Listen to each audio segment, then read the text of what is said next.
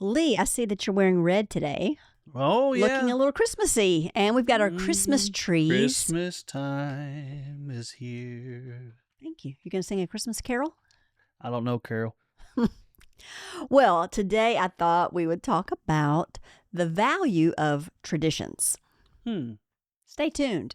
This is the Unexpected Podcast.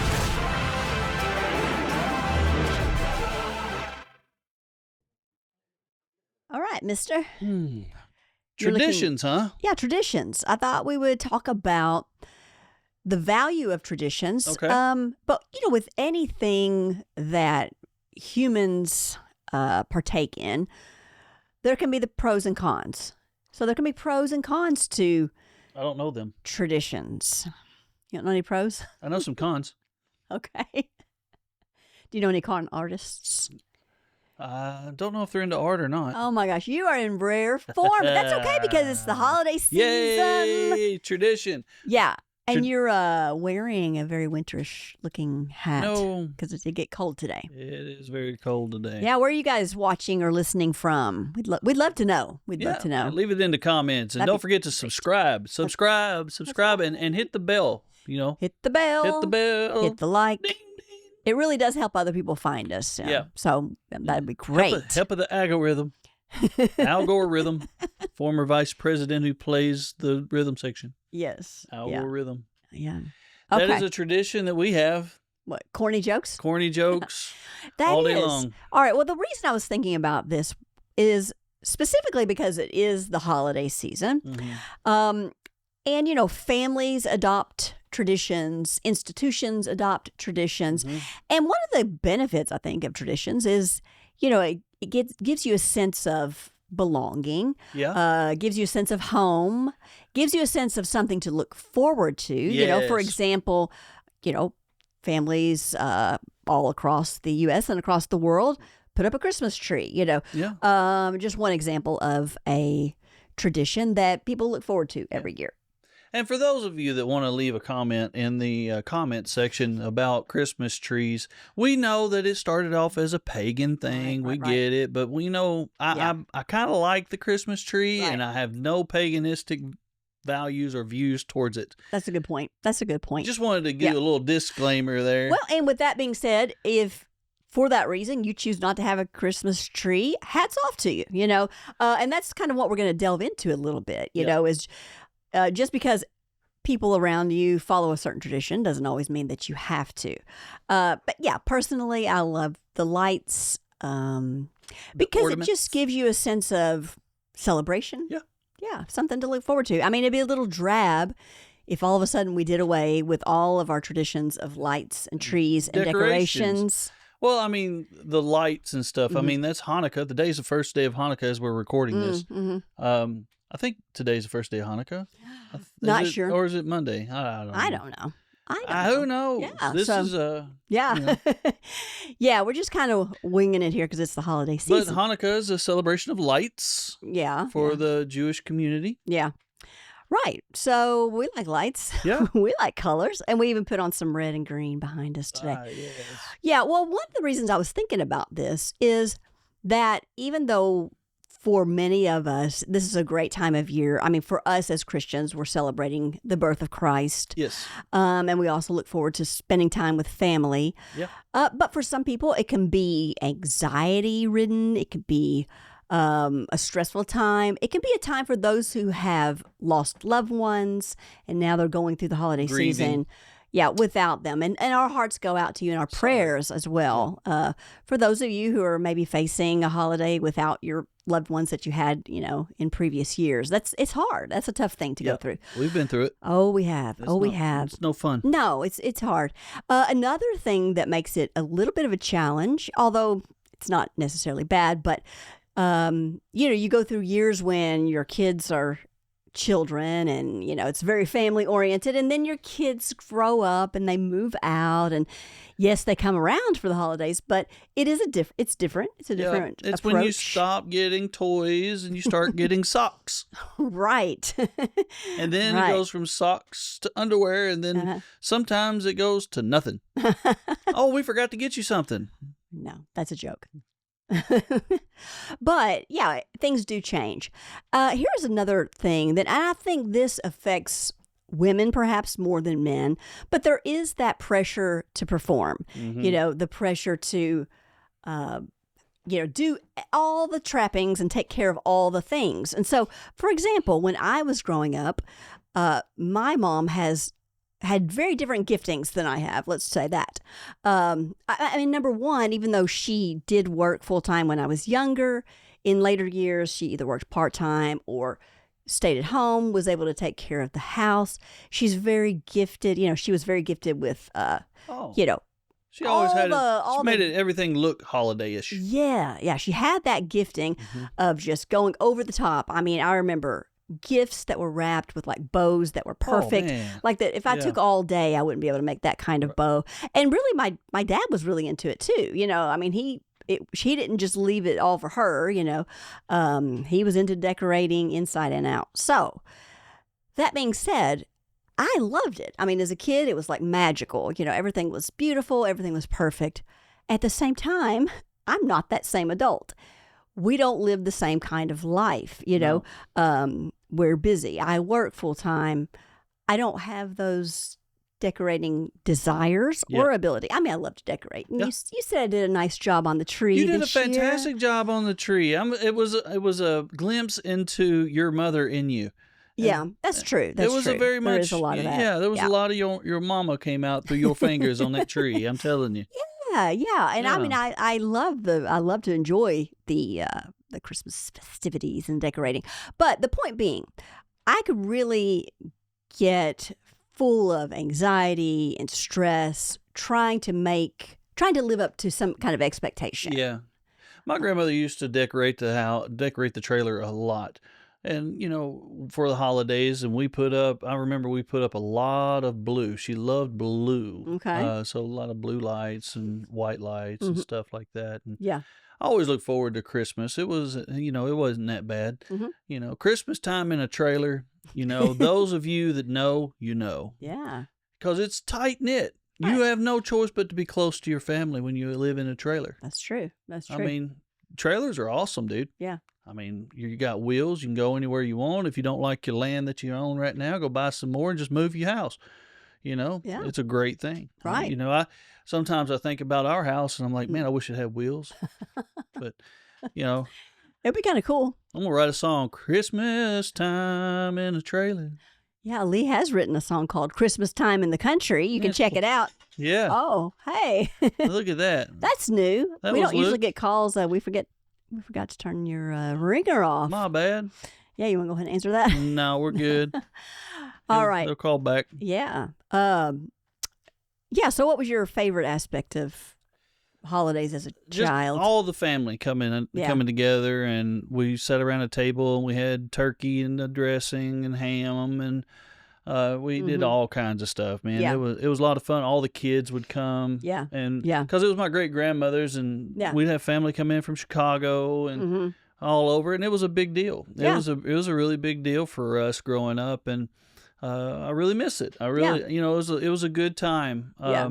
I mean, every once in a while there was a few, fights, but Brawls. I mean, brawls going out in the yard, because we lived right next to my grandmother and Mm-hmm. my great grandmother. So my grandmother lived next to my great grandmother, and we would have ball games and play catch and chase, hide and seek. Hide and seek was one of the fun ones, and Mm-hmm.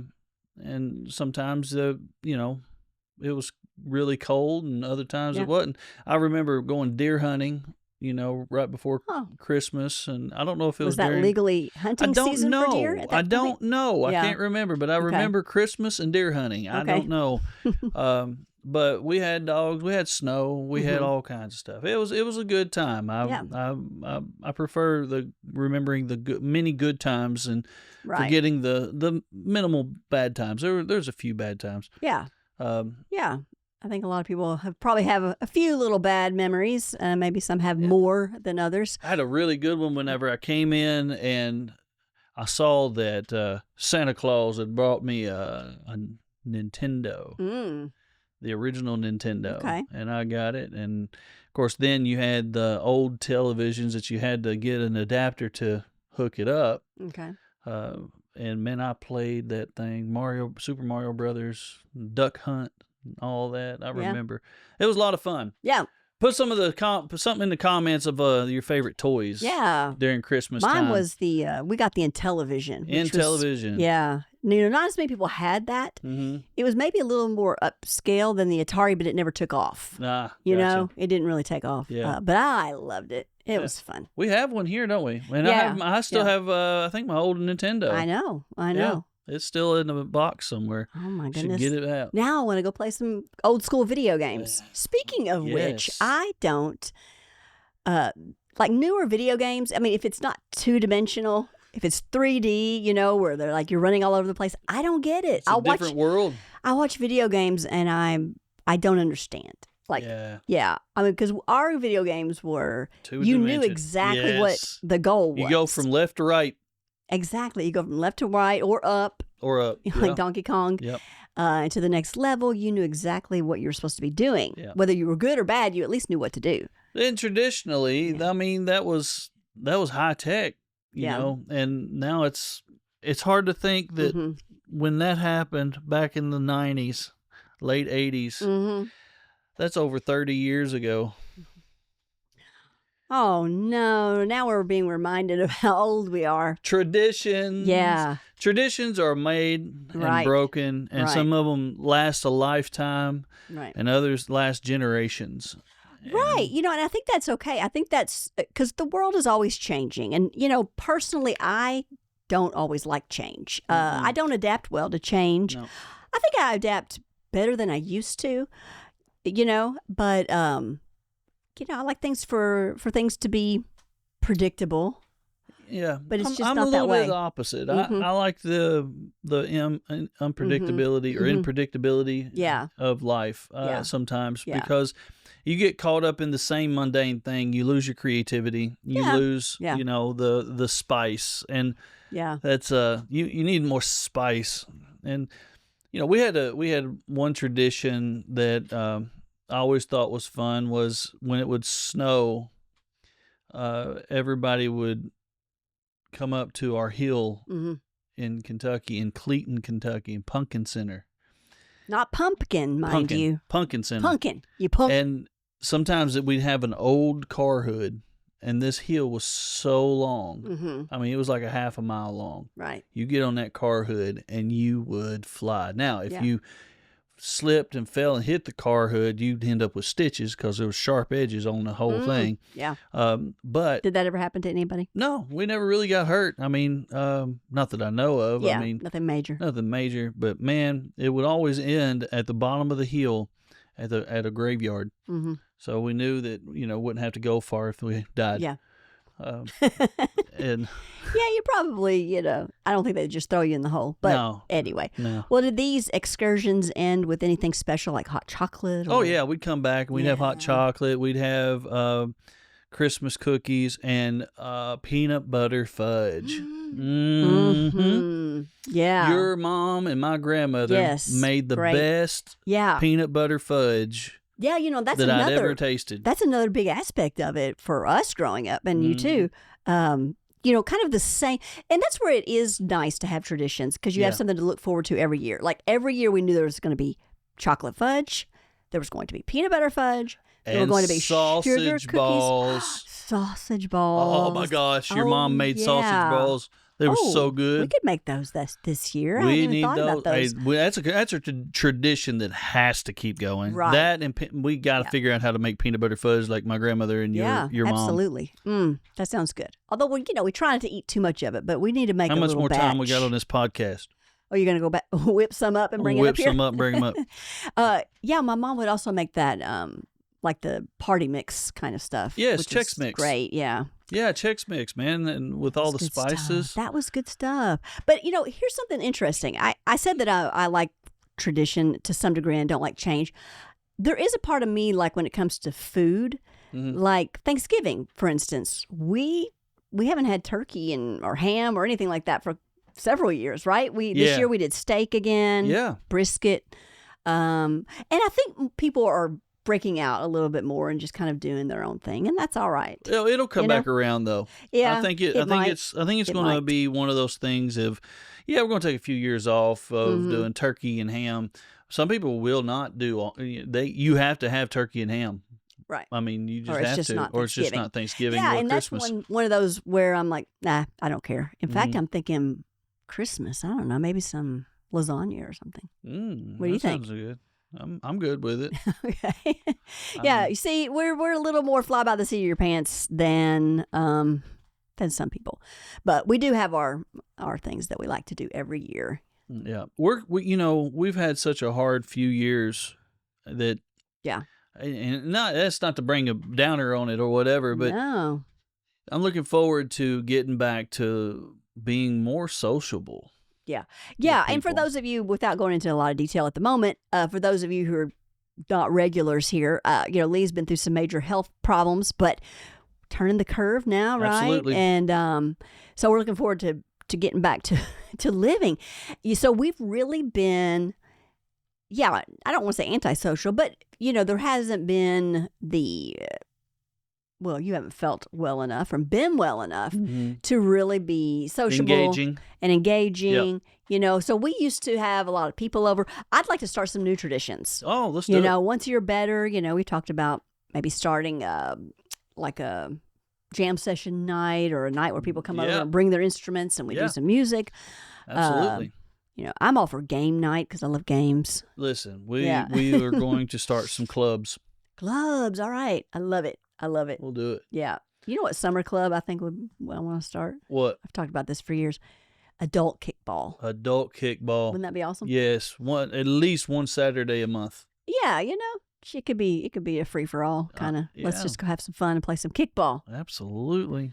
All right. Well, what are you thinking? We're nearing the end of the year. We're not there yet, but we're getting near the end of the year, and to me, that's a good time to reflect and. But not just not to live in the past, but to look forward. Looking forward to goals. And I know for me, I'm just looking forward to letting go of some distractions. That's what God's been doing in my life recently. Letting go of things that don't really matter and really getting back to focusing. I hate to say going back to, but there is even in Revelation when Jesus is addressing the churches, he says, return to your first love. Yeah.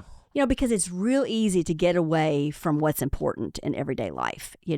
Our walk with God is most important. Yeah. And it's easy to get away from the intimacy. Yeah, we're doing things that we should be doing, and we don't neglect that. But really, that time that we just stop, get quiet, we allow the Lord to speak to us, because prayer is not just a one-way conversation. It's a two-way. It's a dialogue. Yeah, and prayer is supposed to be a dialogue. Yeah, so I think that's something I'd like to encourage all of us in the coming year. Yeah.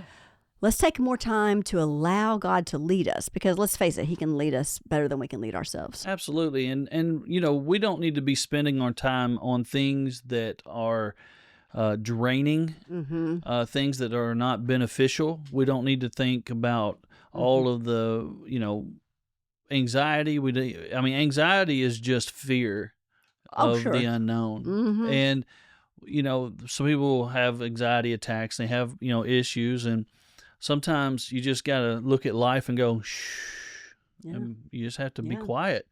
It's not easy, know. No. But giving over all your burdens and all all of the things that are going on to Christ is what it's all about. Right. That's why He died. That's why He came.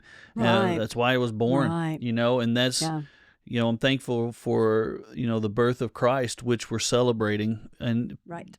Another thing, those of you that go, well, this isn't really Jesus' birthday. I know He was born sometime in April or May or something or like August. that. I don't know. I Who hear knows? Lots of different ones. I don't know, but we just had to pick a place. What's important is He was born. He was born, and we celebrate. Yes, He is Emmanuel, God with us. Right. He was willing to come and be amongst us and die for us. Yeah, we get caught up on semantics and Yeah. he said, she said, and Yeah. this says that. The essence of what we're talking about means more than anything. Yeah. And the subject matter. The subject matter is Jesus died on the cross for our sins, and he was raised on the third day from the dead. And now he sits at the right hand of the Father, and he makes intercession for us day in and day out. Yeah. He paid the penalty. He paid the price for us to do what we're doing, and we take that for granted. And I'm going to try my best not to take that for granted anymore. That's good. And That's good. I think when you make your mind up not to take things for granted that Christ did, I think it takes away the anxiety because he's taking care of it. And I think it takes away from the worry. It takes away the worry, the pressures of life, the burdens of life. Yeah. It takes all of that off of you. It doesn't mean that they don't exist. It just means that you are trusting in the Lord, and that burden is on him and not you. And, sometimes those, you mentioned anxiety. It is a form of fear. Dread is a form of fear. And worry is a form of fear. And, the Word of God tells us that God has not given us a spirit of fear, but of power, love, and of a sound mind. And the fact that the Word of God acknowledges that sometimes fear is a spirit. It's coming. And so it can catch you off guard. So when you feel like it catches you off guard, you really have to recognize, like, okay, wait a minute, what's going on here? I was fine, and now where is this anxiety coming from? Where is it? And sometimes it is coming from our thoughts and our thought life. That's where the sound mind comes in. Yes, but sometimes it can really be a spiritual attack, and that's just where we lean back on Jesus and know that we have power and authority. And authority is just rightful rulership. We can tell that to just get out. Yep, Luke 10:19. Given us all power and authority to trample upon serpents and scorpions and over all the power of the enemy. All the power of the enemy. Yeah. Which involves fear. And if Satan feeds on fear. Yeah. If he can get you to fear, then he can get you to do things that you normally wouldn't do. That's right. But we have a kingdom that feeds on love and faith. And peace. That's and tranquility. That's right. And this overwhelming joy. Joy to the world. And let me just say this, because, I've been there even in recent times with just the struggles that we've had to go through. This oppression and depression will settle on you. And then, there are those moments you have a breakthrough of joy. And, joy is so tangible. And I just pray that everyone will really experience the tangible peace and joy that comes from Jesus this holiday season. Yes. Yeah. Any final thoughts, Lee? I think we I think that sums it all up, wraps it all up. And traditions are good. Some traditions are great. Right. And sometimes it's okay to say, hey, we're not really following that tradition anymore, and it's okay. Yeah. So it's all about freedom, isn't it? It's all about following Jesus. Amen. That's good. All right. Guys, we will see you on the next episode. God bless. Don't forget to like this video and please subscribe to our channel. Drop your comments below. We'd love to hear from you. If you prefer audio podcasts, please follow us on your favorite streaming platform.